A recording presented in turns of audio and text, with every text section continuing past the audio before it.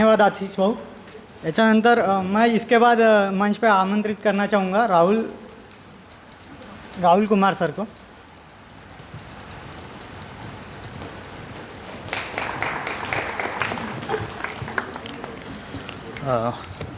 Hello everyone, जय भीम। मेरा नाम राहुल है और मैं लखनऊ से आया हूँ। मैं प्रॉपर लखनऊ का नहीं हूँ, मैं रहने वाला बलरामपुर ज़िला का हूँ, यूपी से, और जो कि श्रावस्ती बहराइच जो बस्ती के ये नेपाल बॉर्डर पे आती है। थैंक यू राहुल बाबू मुझे बुलाने के लिए, thank you Aiska and thank you Deepali di, आपने मुझे कन्विंस किया यहाँ पे आने के लिए। मैं कोई स्पीच नहीं तैयार किया हूँ, मैं अपना लिव्ड एक्सपीरियंस जो मेरा 5-6 साल का रहा है वो मैं शेयर करूँगा, और उसी के रिगार्डिंग जो भी मेरा थोड़ा एस्पिरेशन है, कुछ उम्मीदें हैं आइस्का से, वो मैं रखूँगा आपके सामने। तो मैं अपनी जर्नी के बारे में बात करूँगा। जब मैं क्लास 10th में था उस टाइम मेरा एक सपना था कि मुझे डॉक्टर बनना है। ठीक है, मैं 10th का बोर्ड देता हूँ और उसके बाद मैं कोटा चला जाता हूँ। मेरे घर पे पैसे थे नहीं, बट कैसे भी अरेंज करके पैसे पेरेंट्स भेजते हैं मुझे। बट वो मेरे लाइफ का सबसे बड़ा ब्लंडर था, मैं कोटा जाता हूँ, क्योंकि मेरा हाई स्कूल में सबसे कम मार्क्स आया था साइंस में, कोचिंग लेने के बाद भी। और मेरी फैमिली में कमिंग फ्रॉम फर्स्ट जनरेशन, ठीक है, फैमिली, मेरे घर में कोई गाइडेंस के लिए था ही नहीं, कोई बताने के लिए, कोई रिलेटिव्स में ना मेरा कोई बड़ा, मैं घर का सबसे बड़ा लड़का था, तो मुझे कोई गाइड करने के लिए था ही नहीं पूरे इंटायर फैमिली में कि तेरा वो गलत स्ट्रीम तू ले रहा है। ठीक है, तो अब होता क्या है यहाँ पे, फैमिली का पूरा रिसोर्स, पूरा पैसा, मेरा पूरा टाइम, मेरा जो पूरा यंग फेस, पूरा 3 साल जो ग्रेजुएशन में मैं दे सकता था, कुछ अच्छा सीख सकता था, कुछ अच्छा पढ़ सकता था, वो मैं पूरा कोचिंग फैक्ट्री में अपना लगा दिया, पूरा पैसा, पूरा रिसोर्स पूरे फैमिली का। एंड मुझे लगता है कि वो एक बहुत मिसिंग चीज़ है जो भी हमारी कम्युनिटी का, शेड्यूल कास्ट कम्युनिटी का मैक्सिमम अभी फर्स्ट जनरेशन लर्नर ही हैं।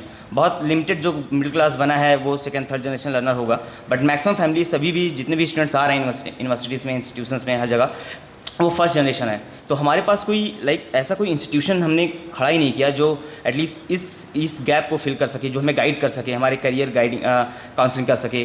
ठीक है, अभी कुछ नाम आते हैं हमारे इर्द गिर्द, एकलव्य है जो कि अभी रिसेंटली वो आता है, एक अनूप सर हैं, वर्धा में काम करते हैं, बट वो कहाँ हैं, वो पूरे पैन इंडिया में नहीं है, उनका रीच इतना नहीं है। मुझे मैं एकलव्य आया, मुझे 10,000 का बजट इकट्ठा करना पड़ता है एकलव्य आने के लिए, ये गाइडेंस लेने के लिए कि मैं अब्रॉड जाके कैसे पीएचडी कर सकता हूँ, और हर बच्चा ये 10,000 नहीं अफोर्ड कर सकता। तो हमें ऐसा कोई ऐसा इंस्टीट्यूशन खड़ा करना पड़ेगा एटलीस्ट जो प्राइमरी एजुकेशन और हायर एजुकेशन के लिए हमें गाइडेंस प्रोवाइड कर सके, ताकि हम ये ब्लंडर ना करें अपने करियर में, क्योंकि हमारा एक ब्लंडर पूरी फैमिली डिस्टर्ब कर देता है। क्योंकि हमारे पास इतना रिसोर्सेज है नहीं कि मेरे पास ना खेत है कि 1 बीघा खेत बेचेगा और पापा मेरा प्राइवेट में मुझे MBBS करा सकता, अगर मेरे पास खेत होता तो, जो कि मेरे कई दोस्त कर रहे हैं जो नीट नहीं क्वालिफाई कर पाए, बट वो स्टिल MBBS कर पा रहे हैं क्योंकि उनके पास लैंड है, उनके पास रिसोर्सेज है, और मुझे फिर वापस कुछ और ऑप्शन चुनना पड़ता है। तो ये मेरा रिक्वेस्ट है आइस्का से एटलीस्ट कि अगर हम इंडिपेंडेंट काम कर रहे हैं और हम रीच करना चाह रहे हैं, हम चाहते हैं कि एजुकेशन के लिए स्पेशली कुछ अलग ऐसा इंस्टीट्यूशन बनाया जाए जो करियर काउंसलिंग के लिए वो काम करे, जो हाँ है वो, बट हम रिक्वेस्ट है कि वो पैन इंडिया पहुँचाया जाए, और धीरे धीरे हम पहुँचेंगे, मुझे लगता है। That was first thing. अभी मैं अपने गांव की तरफ जाना चाहूँगा वापस। अभी वहाँ के जो 5-6 ज़िले, जो मैं अवध रीजन से आता हूँ, यूपी 3 पार्ट में डिवाइड कर सकते हैं आप। एक अयोध्या का रीजन जो इधर अवध रीजन को हम बोलते हैं, ठीक है, अवधी हमारा भाषा है, लोकल भाषा। एंड देन पूर्वांचल है जो बिहार से थोड़ा टच करता है, और दूसरा वेस्टर्न यूपी है जो NCR एंड ये हरियाणा को टच करता है। मैं अवध से हूँ, नेपाल बॉर्डर, जहाँ बस्ती है, बहराइच है, और बलरामपुर डिस्ट्रिक्ट से मैं आता हूँ। तो ये बहन जी के बनाए गए ज़िले हैं, श्रावस्ती, सिद्धार्थनगर और बलरामपुर। वहाँ का जो यंग पॉपुलेशन है, जो मेरे एज ग्रुप के बच्चे हैं या फिर जो मेरे जूनियर्स हैं, है ना, मैं उनके रिगार्डिंग बात करूँगा। अभी है क्या, मेरे गांव में मैं बात करूँ तो 5 दलित फैमिलीज़ हैं, जिसमें से एक दलित फैमिली है जो मेरी फैमिली है, वो जिसके पास गवर्नमेंट जॉब है। मेरे दादाजी गवर्नमेंट जॉब में थे, एंड देन और किसी के पास गवर्नमेंट जॉब नहीं है वहाँ पे। और एजुकेशन का अगर बात करें तो सबके सब माइग्रेंट लेबरर्स हैं, किसी के पास कोई प्राइमरी एजुकेशन तक नहीं है वहाँ पे। और मूवमेंट की अगर हम बात करें तो मूवमेंट के रिगार्डिंग बिल्कुल ज़ीरो नॉलेज है लोगों को। जो कल प्रशांत, आई थिंक आप बात कर रहे थे ना, प्रशांत ने एक पॉइंट रखा था कल प्रोग्राम में कि ये जिस कम्युनिटी से आते हैं इनको लोग कमेंट करते हैं कि तू महार हो गया है, ठीक है। सो आई कम फ्रॉम धोबी कम्युनिटी। तो धोबी कम्युनिटी प्रॉपर अपने आप को अम्बेडकर मूवमेंट से एसोसिएट नहीं करता है। दैट इज़ डिफरेंट थिंग कि सारे जो दलित कम्युनिटी हैं मैक्सिमम लाइक वो उनको बीएसपी का पॉलिटिकल मूवमेंट से वो जोड़ते हैं अपने आप को, वो सिंबल से जोड़ते हैं, वो पॉलिटिकल पार्टी से जोड़ते हैं अपनी पार्टी सब कुछ, बट सोशल लेवल पे वो चेंजेस नहीं हो पाए हैं अभी भी, और वो हम लैग कर रहे हैं। और वही एक कारण है कि फिर हमारा पॉलिटिकल मूवमेंट भी डिक्लाइन कर जाता है। तो अभी भी वहाँ पे चाइल्ड मैरिजेस हैं, अभी लाइक 16-17 साल का बच्चा जो हाई स्कूल का पेपर दे रहा है उसका चाइल्ड मैरिज हो जा रहा है वहाँ पे, एंड देन उसके बाद फिर उसके पास 2 ही साल में 3 साल में उसके बच्चे हो जा रहे हैं। लाइक मेरे एज के बच्चे वहाँ पे वो पेरेंट्स बन के बैठे हुए हैं, तो अभी उनके ऊपर सर के बर्डन हो जाता है कि उनको वो अर्न करेंगे, वो मोमेंट में कैसे आ सकते हैं, वो एजुकेशन कैसे ले सकते हैं। और 18 साल का लड़का कितना वो कैसे क्या कमाएगा, वो लेबरिंग करके, कोई स्किल नहीं है उसके पास, ना कोई नॉलेज है, वो लेबरी करके कोई गुमटी खोला है, कोई चाय का स्टॉल खोला है, उसके उस कमाई से, उस छोटे छोटे धंधे से वो अभी इतना नहीं अर्निंग कर पाएगा कि वो नेक्स्ट जनरेशन को पढ़ा सके। तो ये लाइक पहला जनरेशन जो हमारी जनरेशन, वो भी वही टी स्टॉल में बिताई, वो वही छोटे मोटे धंधे करके जो स्कूल तक नहीं जा पाए, और मुझे लगता है यही हम नेक्स्ट जनरेशन को भी फेस करना पड़ेगा वहाँ पे। तो अगर हम ऐसे एजुकेशन इंस्टीट्यूशंस अगर अपने हमारे खड़े होते हैं, अगर आज हमारे पास वहाँ पे शिशु मंदिर हैं, ठीक है, वहाँ पे गली गली में शिशु मंदिर हैं, तो जहाँ पे लाइक रामायण और महाभारत और गीता पढ़ाया जाता है हमारे बच्चों को, ठीक है, तो हमारे इंस्टीट्यूशंस नहीं बन पाए अभी, और वो बहुत बड़ा लैग है। दो और बड़ी प्रॉब्लम मुझे लगती है जो यूथ में उधर यूपी में लाइक नॉर्थ वेस्ट में स्पेशली आपको मिलेगा। जो यूथ है, जो मिडिल क्लास भी यूथ है, उसके 2 एस्पिरेशंस ज़्यादा हैं, एक गवर्नमेंट जॉब और दूसरा पॉलिटिक्स, और इन दोनों में बहुत ही लिमिटेड स्कोप है। अभी पब्लिक सेक्टर पे काफ़ी बात हो चुकी है कि लाइक 1-2% बचे हैं पब्लिक सेक्टर्स, और जिसमें बहुत ही मिनिमम अपॉर्चुनिटी है। अभी मैं अपने यूनिवर्सिटी का बात करूं, लोग ग्रेजुएशन से लाइक 10-10 साल, 15-15 साल, लोग 15 साल से लाइक लोग तैयारी कर रहे हैं, लेकिन अभी तक उनको गवर्नमेंट जॉब नहीं मिला है। आप 20 साल पे तैयारी करना स्टार्ट करते हैं गवर्नमेंट जॉब का, और 30-35 साल तक आप करते हैं, आपकी एज 35, आपकी आधा उम्र निकल गया, और आपको एक गवर्नमेंट जॉब नहीं मिल पाया। अब 30-35 साल पे आप ऐसा क्या करोगे जिससे आपके फैमिली का या फिर आपके कम्युनिटी का मोबिलिटी होगी? वो पूरा मोबिलिटी पूरी फैमिली की रुक जाती है वहाँ पे, तो वो बहुत डिज़ास्टरस है। मुझे लगता है अभी भी लोग ट्रेडिशनल जो एजुकेशन है, वही जो मिडिल क्लास है वो भी अभी उसी डायरेक्शन में जा रहा है।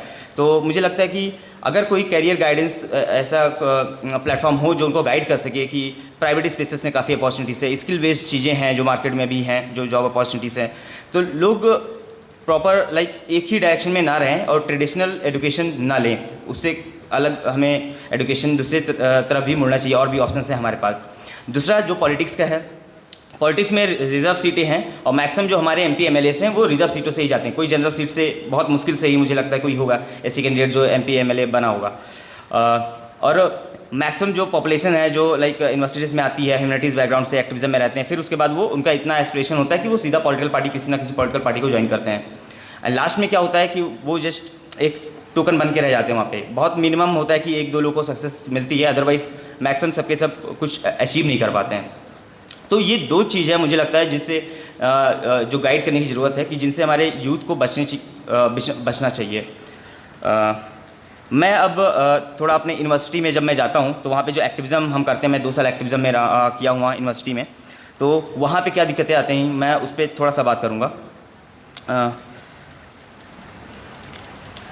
जब मैं यूनिवर्सिटी में जाता हूँ, मैं बाबा साहब भीमराव अम्बेडकर यूनिवर्सिटी में एडमिशन लेता हूँ मास्टर्स के लिए। मेरा नीट नहीं निकला, मैं कोटा से वापस आ गया, एंड देन मैं खुद ही अपना एनालाइज़ किया अपने आप को कि मुझे क्या इंटरेस्ट है, क्या पढ़ना चाहिए।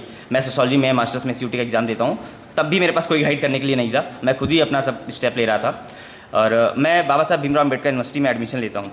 और जब मैं एडमिशन लेता हूँ वहाँ पे मास्टर्स में एडमिशन होता है, मैं कैंपस में जाता हूँ, वहाँ पे 2 ऑर्गेनाइजेशंस ऐसे हैं जो अपने आप को लाइक अम्बेडकराइट पॉलिटिक्स करने का दावा करते हैं। वहाँ पे जो ऑर्गेनाइजेशंस हैं, एक ऑर्गेनाइजेशन जो सबसे पुराना है, जब यूनिवर्सिटी बनी थी उसी टाइम से है, और उन्होंने काफ़ी अच्छा काम किया है। बट रिसेंट टाइम में 2-3 साल पहले से क्या हुआ है कि बहुत ही गंदा सिनेरियो हुआ। वहाँ पे हुआ क्या कि हर कास्ट का वहाँ पे लॉबी बन गया उस ऑर्गेनाइजेशन में जो अम्बेडकराइट पॉलिटिक्स करने का, अम्बेडकराइट अपने आप को दावा करती है कि वो अम्बेडकराइट पॉलिटिक्स कर रही है, अम्बेडकराइट ऑर्गेनाइजेशंस हैं, वहाँ में खुद लाइक अलग अलग कास्ट का ग्रुप बना हुआ है, एंड उसको लीड कौन करता है?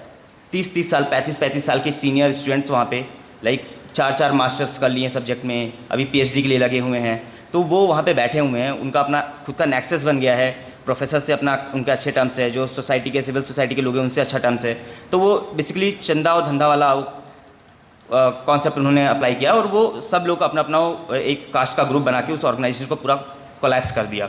लाइक उसमें पासवान का अलग ग्रुप है, धोबी का अलग ग्रुप है, चमास का अलग ग्रुप है। फिर अभी 2 साल पहले जब हम एडमिशन लेते हैं तो वहाँ पे तब तक बापसा बन चुका था। ADSU का ही एक संगठन का मेंबर है गौरव वर्मा, तो उन्होंने ADSU में काम किया, वहाँ से सीखा एंड देन वो वहाँ से रिज़ाइन देते हैं और बापसा BBU जो JNU बापसा से उन्होंने इंस्पायर होकर उन्होंने बापसा BBU ऑर्गेनाइजेशन बनाते हैं वो।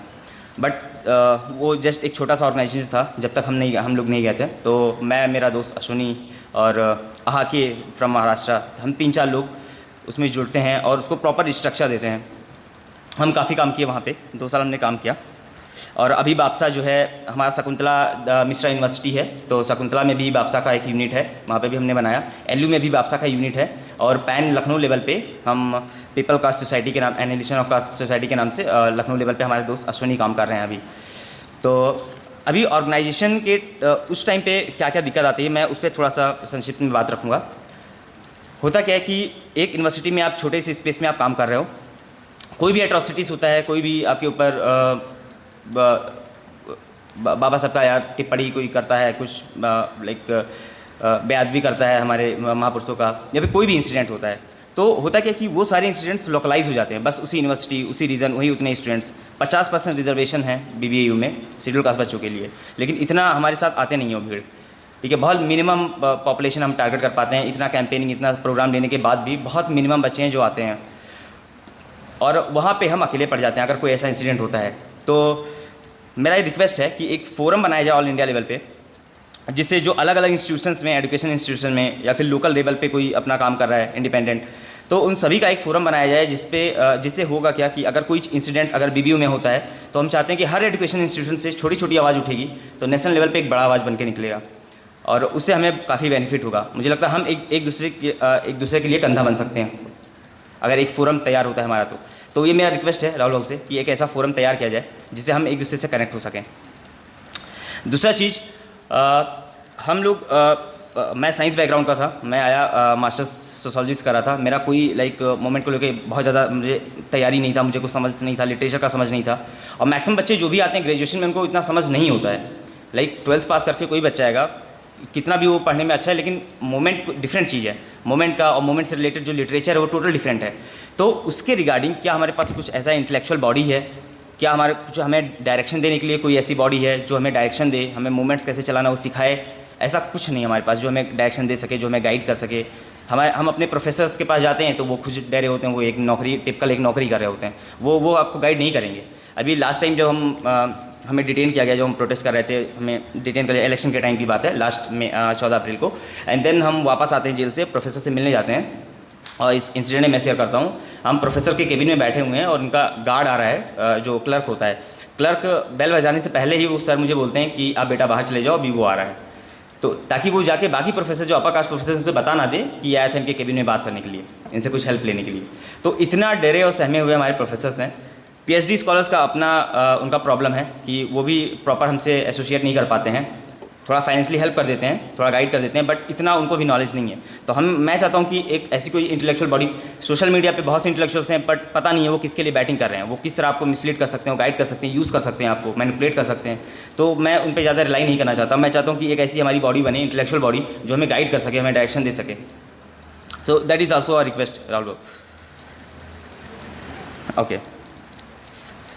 और ये फोरम केवल एक्टिविज़म और इसी के लिए नहीं, मुझे लगता है कि जो प्राइवेट सेक्टर में रिजर्वेशन की हम बात कर रहे हैं और पब्लिक इंस्टीट्यूशन ख़त्म हो रहे हैं, जॉब पब्लिक सेक्टर में ख़त्म हो रहा है, तो अभी चाहते ना चाहते हुए हमें प्राइवेट सेक्टर में शिफ्ट होना पड़ेगा। स्किल जॉब, जो स्किल बेस्ड जॉब है, उसी की तरफ हमें, हमारी जो यंग पॉपुलेशन है उसको जाना पड़ेगा।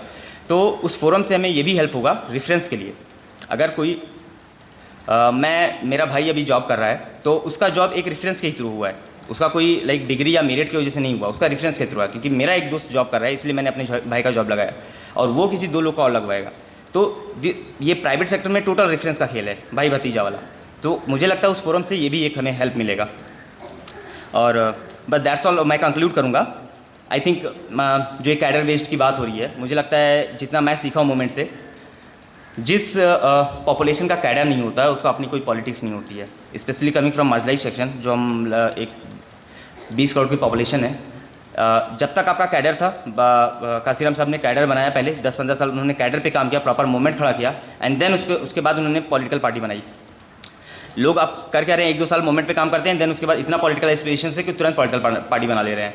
तो दैट इज़ टोटली रॉन्ग। अगर आपके पास मूवमेंट नहीं है तो आपका पॉलिटिकल, हो सकता है आपका पॉलिटिकल बेनिफिट 1-2 साल, 10 साल, 5 साल के लिए चल जाए, बट उसके बाद आप कोलैप्स कर जाओगे फिर।